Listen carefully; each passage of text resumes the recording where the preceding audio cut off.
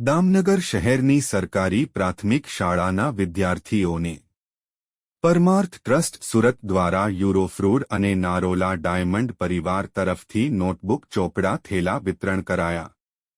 Damnagar modern green તાલુકા શાળા નં 1 અને સીતારામનગર પ્રાથમિક શાળામાં બાલ વાટિકામાં પ્રવેશતા વિદ્યાર્થીઓને યુરો ઇન્ડિયા ફ્રેશ ફ્રૂડ લિમિટેડના મોભી મનહરભાઈ સાંસપરા પરિવારના જીવનભાઈ રાઘવભાઈ ચેરિટેબલ ટ્રસ્ટ દ્વારા થેલા અર્પણ કરાયા.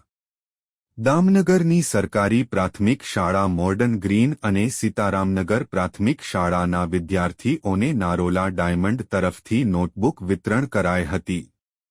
શિક્ષણ વ્યક્તિને અભય બનાવે છે, અભ્યદાન સર્વશ્રેષ્ઠ છે, બાળકો પ્રભુના પૈગંબરો છે, મનહરભાઈ સાંસપરા તેમ જણાવ્યું હતું. જગતનો સૌથી પ્રાકૃતિક ધર્મ દાન છે, કલિયુગમાં દાન એકમાત્ર ધર્મ છે તેમ કનૈયાલાલ નારોલાએ જણાવ્યું હતું.